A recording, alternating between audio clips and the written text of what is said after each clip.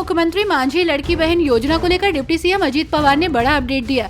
उन्होंने कहा कि योजना के तहत दी गई राशि की कोई वसूली नहीं की जाएगी। वित्त मंत्री पवार का यह आश्वासन विपक्ष के दावों के बीच आया है। विपक्ष का कहना है कि सरकार लाभार्थियों की सूची में कटौती करेगी, अपात्र महिलाओं से धन वापस लेगी और अंततः योजना को बंद कर देगी।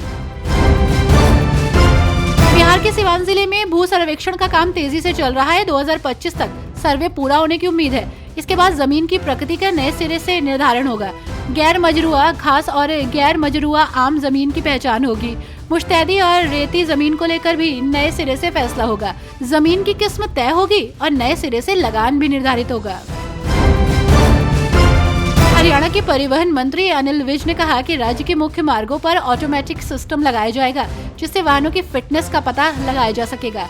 इसके अलावा हरियाणा रोडवेज को बेहतर बनाने के लिए कंडम बसों का सर्वे कराया जा रहा है। विज ने कहा कि इलेक्ट्रिक बसों को बढ़ावा दिया जाएगा। बिहार के शेखपुरा जिले के प्राइवेट स्कूलों को अंतिम चेतावनी दी गई है। यदि ये स्कूल 25 जनवरी तक अपार कार्ड नहीं बनाते हैं तो इनका रजिस्ट्रेशन रद्द किया जाएगा। जिला शिक्षा पदाधिकारी विनोद कुमार शर्मा ने 28 निजी विद्यालयों के प्रधानों और संचालकों के साथ बैठक की और अपार कार्ड बनाने की प्रक्रिया पर चर्चा की। यहाँ आपको बता दें कि अपार कार्ड 12वीं तक के बच्चों का बनाया जाता है। राष्ट्रीय पर्यटन दिवस पर 25 जनवरी को विभाग की तरफ से युवा पर्यटन क्लब के सदस्यों द्वारा पेंटिंग, रील्स, पर्यटन प्रदर्शनी आदि लगाई जाएगी। आध्यात्मिक और सांस्कृतिक पर्यटन पर आधारित लघु फिल्म और युवा पर्यटन क्लब के सदस्यों की गतिविधियों पर आधारित लघु फिल्म प्रस्तुत की जाएगी।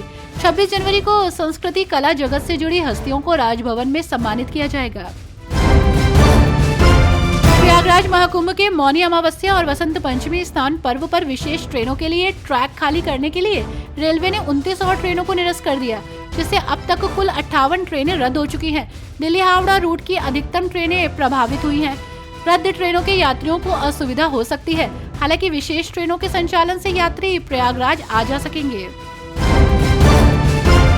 राजस्थान में अब संशोधित पार्वती काली सिंध चंबल लिंक परियोजना का नाम अब रामजल सेतु लिंक परियोजना हो गया है। इस परियोजना के तहत 17 दिसंबर को प्रधानमंत्री नरेंद्र मोदी जयपुर आए थे। संशोधित पीकेसी परियोजना के एमओए के अवसर पर पार्वती काली सिंध और चंबल नदियों का जल राम सेतु जल संकल्प कलश में प्रवाहित किया गया था। झारखंड की आजसू पार्टी संकट में है।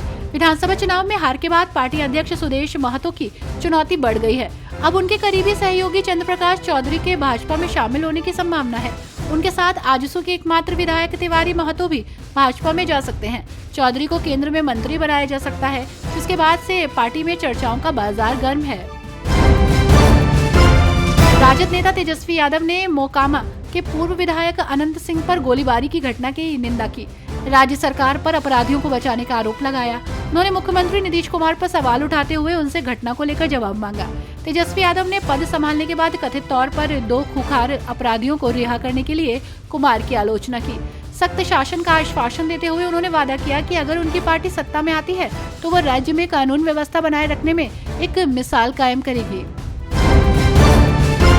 कालकाजी विधानसभा सीट से भाजपा उम्मीदवार रमेश भिदुड़ी ने हाल ही में आम आदमी पार्टी की वर्तमान स्थिति के बारे में कुछ साहसिक दावे किए। उन्होंने कहा कि मुख्यमंत्री आतिशी निराश हैं, क्योंकि पार्टी ने अपने कार्यकर्ताओं को खो दिया, जिसमें से लगभग 140 कथित तौर पर भाजपा में शामिल हो गए। रमेश भिदुड़ी ने आम आदमी पार्टी पर 2015 और फिर 2020 में जनता को धोखा देने का आरोप भी लगाया है।